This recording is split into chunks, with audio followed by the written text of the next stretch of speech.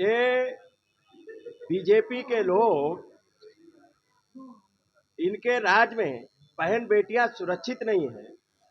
आपने देखा होगा कि बहन बेटियों के साथ में कितनी बेटियां योगी आदित्यनाथ से गुहार लगा के आई, उत्तर प्रदेश के मुख्यमंत्री आवास पे गुहार लगा के आई, उसके बाद में भी उन पर कार्रवाई नहीं हुई। या तो आत्महत्या करनी पड़ी या तो उनको जला दिया गया। आप बताइए कितनी घटनाएं हुई। ये इनके हाथरस की बेटी, अरे ये क्या बताएंगे।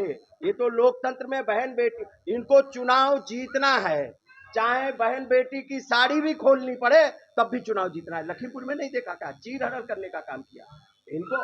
इनको ये बीजेपी के लोग बहन बेटियों का दुख दर्द नहीं समझ सकते, और ये बिना परिवार वाले लोग भी दुख दर्द परिवार का नहीं समझ सकते। चाणक्य ने कहा था राजा उसको होना चाहिए जिसके घर परिवार हो। इसीलिए तो इनको नमक तेल का भाव नहीं मालूम। कितनी महंगाई बढ़ रही है, कितनी अशिक्षा।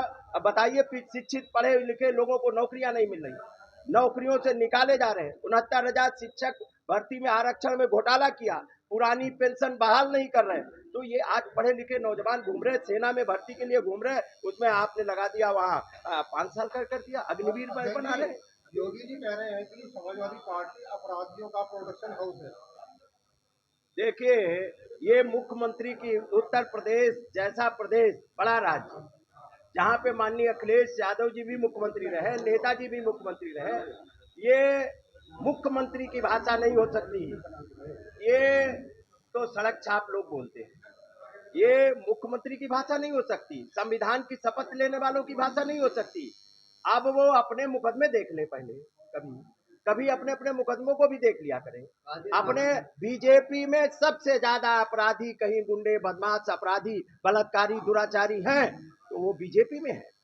आप देखिए ना, बीजेपी में है। सूची एडीआर की रिपोर्ट निकाल लीजिए, सबसे ज्यादा अपराधी महिलाओं पे दुराचार करने वाले कहीं हैं तो बीजेपी में रिकॉर्डेड है।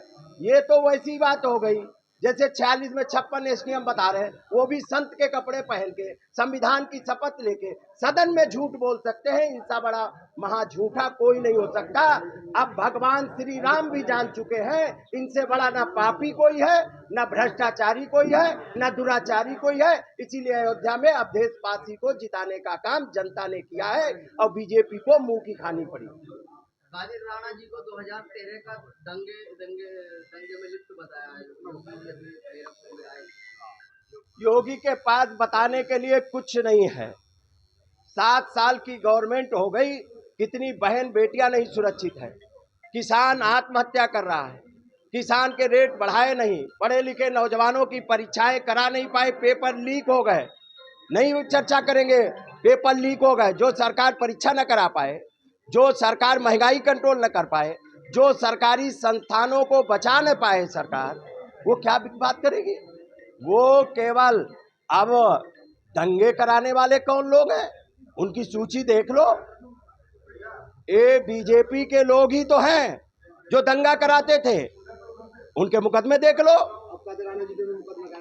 देखिए, अब लोकतंत्र और बाबा साहब का संविधान बचाने के लिए जनता एकजुट हो चुकी है। न बाबा साहब का संविधान खत्म होने देंगे। आरएसएस चाहती है, और आरएसएस और बीजेपी, अयोध्या के सांसद ने कहा था 400 पार इसलिए मुझे चाहिए क्योंकि बाबा साहब का संविधान खत्म कर सके। बाबा साहब का संविधान किसी कीमत पे माननीय अखिलेश यादव जी खत्म नहीं होने देंगे। उसके लिए चाहे ईंट सीट बजाना पड़े योगी आदित्यनाथ या बीजेपी की, तो भी बजाने का काम हम लोग करेंगे। और हम लोग मुकदमों से डरने वाले नहीं हैं। चाहे मुकदमा लगाएं, चाहे जेल भेजें, चाहे हमें बंद कर दें, हम अन्याय अत्याचार जिस तरीके से अंग्रेजों को, हमारे स्वतंत्रता संग्राम सेनानियों ने उनको भगाने का काम किया, तो अंग्रेजों को जो प्रशिक्षित लोग हैं इनको भी गद्दी छोड़ना पड़ेगा।